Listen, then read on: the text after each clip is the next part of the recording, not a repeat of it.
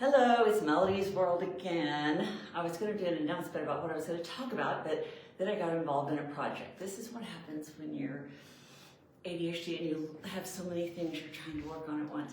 Yesterday, I had the greatest time. I went with a friend, new friend, the person that I now know here, who plays all these instruments, and we just had great fun jamming yesterday. So I'm hoping that at some point we'll do some open night stuff. But anyway, hi.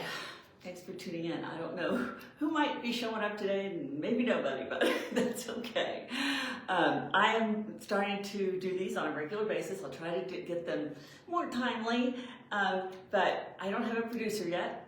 I will, and once I have a producer, things will go a little bit more smoothly. But anyway, today what I wanted to talk about is, what is love anyway? You know, I was just looking at some things where people were talking about, you know, how much they love this person, they love that person, and of course a lot of times that idea of love, that very idea of love is, well, it's a little distorted, right? Because most of us, when we quote fall in love, or we might be just actually falling in chemistry with somebody, right? We just have this feeling in our gonads telling us, ooh, that person is really turning me on. But yet, is that really love? You know, because if it were, wouldn't you still love them even if they didn't love you back? Wouldn't you still love them even if your relationship never went anywhere or ended up badly? But that isn't what typically happens, is it? It's very curious to me. So we got to, I think, really examine what it is to love. And of course, in the biblical way, there's like all these different names for love, the different kinds of love. You know, there's the sibling love, and then there's just love of your friends, love of your fellow mankind, love of your partner, love of your children. That they're all differentiated into different kinds of love. But I don't think there really is more than one kind of love. There are many, many multiple layers of feelings that we have within the context of what love is.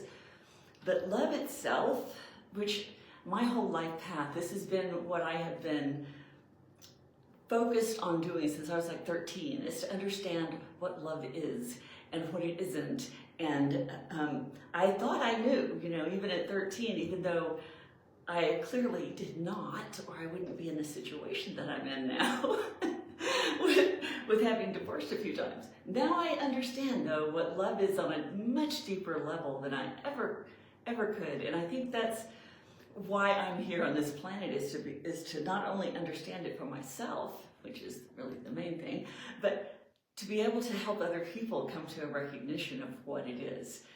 It's so distorted because love, when we think about it in terms of the romance side, is typically we see someone who we hope will give us that feeling of being unconditionally taken care of like we were as an infant. Well, none of us are infants, so when that doesn't happen,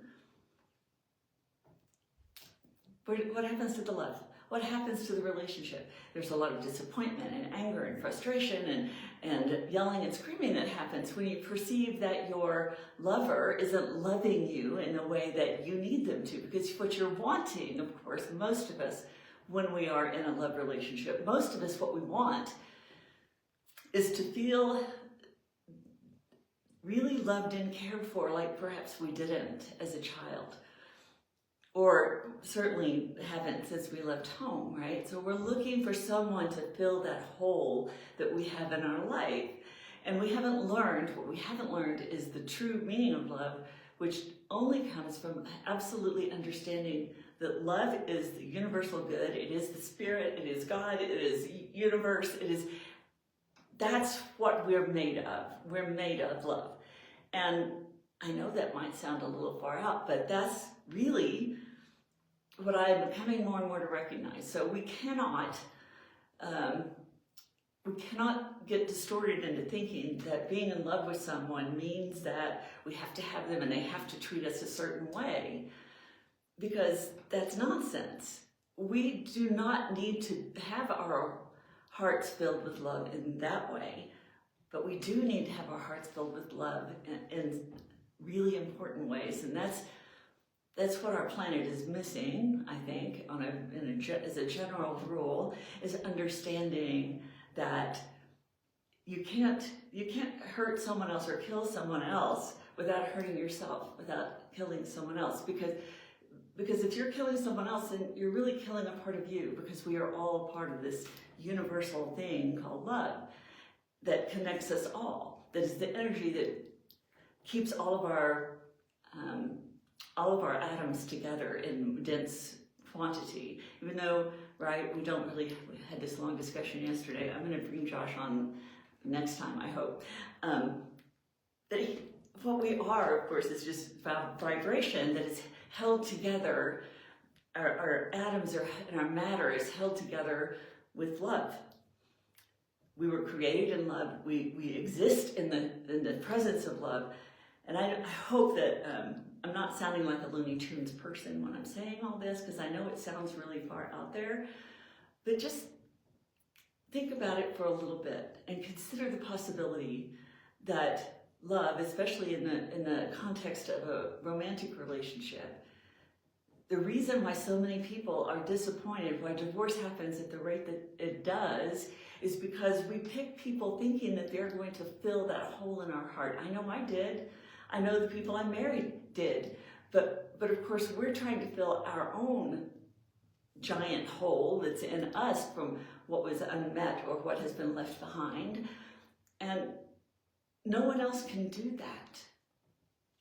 Gosh, it's taken me a long time to figure that out.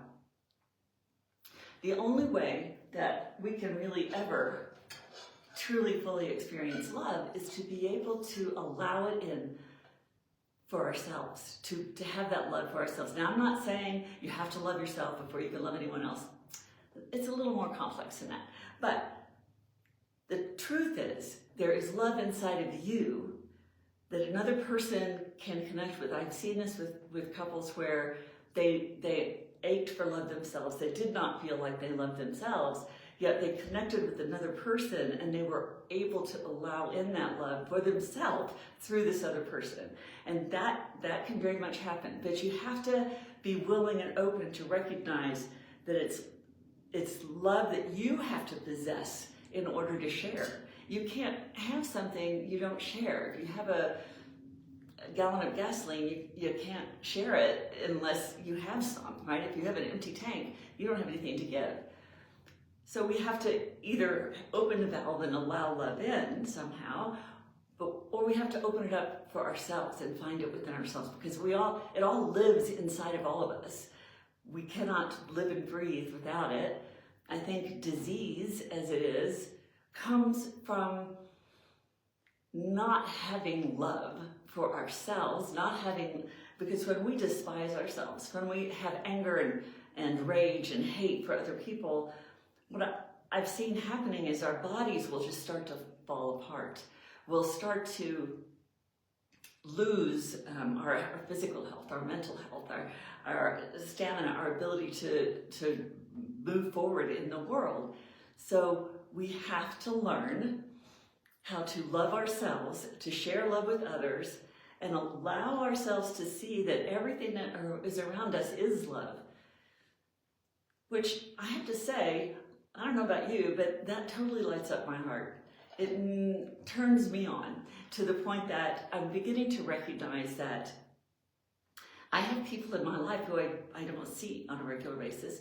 I've grown a lot over the years, and some of those people chose not to have anything to do with me because of the ways that I used to struggle for finding love from the outside, right? So I was doing that in a way that cost other people without me even having any conscious awareness of it. I wasn't doing it knowingly. I wasn't knowingly hurting anyone, but I was hurting some people that I loved deeply. I still love deeply.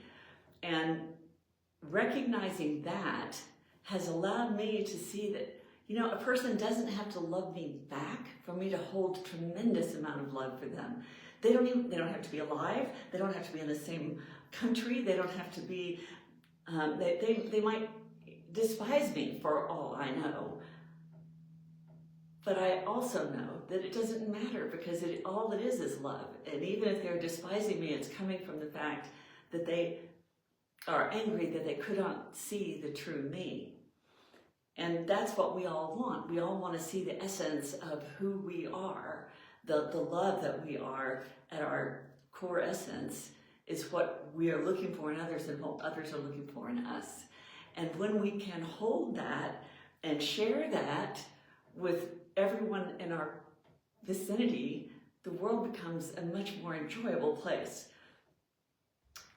And my heart aches for those people who don't have that, who are so caught up in the pain of their childhood, perhaps, or some other traumatic events that happened to them, where their way of thinking about themselves and other people gets corrupted, and they lose the connection with what makes them human, which makes them alive, which makes them whole and grow and become all of who they were meant to be. So today, I'm just inviting any of you who might be present, who might be willing to, listen for a minute or two, to notice if they can just do some meditations, maybe that's a place to start. There's lots of great meditations on love and connectivity and compassion that will allow you to have at least momentary letting go of all the things that get in the way. But if you really truly want to be a happy person, which, my God, it has taken me, it's taken me so long that I can't even begin to tell you. You know how old I am, so there you go. That's how long, pretty much how long it's taken me to figure this out. So I'm sharing this with you. You don't have to wait that long to figure it out. Love is something that is endless. It is universal. It is everywhere. And we all have the capacity to not only share it, but to experience it, to be in the midst of it in every part of our life. But we have to be willing to listen to what love is saying to us. And love says, do what you need to do to make you happy, and you'll want the people around you to be happy, and you will want to spread happiness in the world because you will just want nothing but love for everyone. And when we start getting selfish about it, when we start thinking, oh, there's only so much to give, there's only so much love to share, it's not going to work. Because then we become protective and angry and stuck in that survival mode where we lose everything that really matters as we're struggling and holding on so tight to those things we think we have to have. When you already have it, it's already there. You just have to stop and notice. Let go of that feeling that there's not enough. How can there not be enough when it's endless? It does not stop. It is in every molecule of your existence. It is in every molecule of the planet. It is what makes the world turn and the sun shine. So when we get out in the sunshine, we're out on the planet, walking on the earth and absorbing the love that's there, we just grow and become more loving, which is why it's so important to spend time in nature, because with nature, we're out of our heads, right? Out of that human critical mind that has all these ideas and concepts that we think are better than other people's. And I certainly don't think mine is, and I don't think I'm the first person to come up with this by any means. But for me, the discovery has been it's just made my entire world feel more solid and less anxious and hopeful and exciting, because now I have all of these projects that I want to do, and it doesn't really matter if they ever do the things that I would like them to do. Sure, it'd be fun, and I would be really excited to see them happen, but I cannot help but know that why I'm here and what I'm doing here is to help other people discover what love really is. To help other people take the layers away, the parts of them away that are in the way, and help them see that those old survival strategies that kept you stuck in that survival mode prevent you from being able to just experience the wholeness of who you are. And I just realized I kind of sound like a preacher today, but anyway, that isn't my intention. I just had to share with you the things that I am currently experiencing in my life, and I'm hopeful that anybody who is tuned into this can, even if they come on just for a moment, to listen to part of what I had to say and start to get that triggering around in your head, I will be happy because I will have spread more love and more joy. I have so much love for the people in my life, and yet I'm by myself 90% of the time, but it doesn't matter. I don't feel lonely because I hold so much love. So much love. And there was a movie, Hannah and Her Sisters, with, a whole lot of beautiful people. I know Diane Keaton was this character that had this line, and I remember it, that's been, I'd have to look up and see how old that movie is, but I remember hearing her say this and knowing she was right, but not knowing how to absorb what it was she said. What it was she said was, so they were all gathered at the family home because for various reasons, one was divorced, one was out of a job, and one was just caretaking her, that was the Diane Keaton character, was just taking care of her elderly father, who apparently wasn't the greatest dad, but at one point in the film, she looks at the other characters and she goes, I am just so lucky to have an opportunity to love someone, to love so much, to love the people in my life, to love my father so much. And I thought, the love itself is the gift? I knew that had to be true. But I didn't really know how to do it. I'm guessing that must have been in my 30s when that movie came out. But it's really the truth of our lives. If we would be willing to just allow ourselves to love no matter what, then no matter what happens, life happens. People run you off the road, like what happened to me. I will get irritated by these things, but that doesn't change the core reality that I am loved, they are loved, we are all loved, this is everything is love. And if we just allow ourselves to soak into that, things start shifting. At least they certainly have for me. I don't know that on the outside it's going to look like that much has changed, but on the inside, we're world changing. And I suspect that things will start to reflect on the outside as well. In the last few months, as I've been diving into this, the more I allow it into my being, the more kind of fortuitous things have started to happen. Just, I remember this realtor, when I was trying to buy that house, he was like, I've never seen anybody as lucky as you are. Because all of these things that happened that should not have ever been happening, but they did happen anyway. And that was kind of back when I was coming up with the idea for writing my life story, because I'm like, nobody would believe this. If they knew the whole story, they wouldn't believe it, because it's just, yeah, it's that much roller coaster ride. And where I've come to at this point in my life, I'm really enjoying the opportunity to love and love from this place of self-love that reflects around me, and everything that I have purchased from my house are things that I'm just inspired by, the art that I'm creating, the people that I'm meeting and opening my heart to. It's just divine. That's what it is. It's divine. And I truly hope that some little piece of this gets through to some part of you, so that you can begin to have that joy in your life. Life is not supposed to be about struggle and misery. That doesn't mean stuff doesn't happen. I've had some pretty awful things happen. But it doesn't change the essence of who we are. It doesn't change our capacity to live in and be in the joy of love. I promise I won't always talk like a preacher.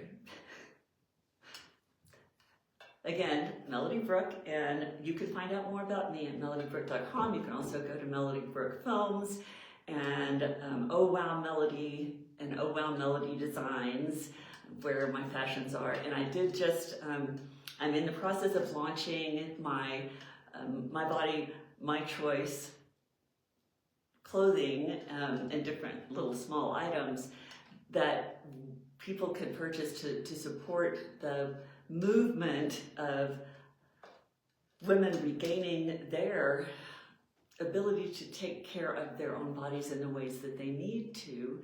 And those funds from that are going to not only help me make my films, but some percentage of it I will actually put to use in helping people who are doing things like distributing contraceptive care to people who have no ability to get it.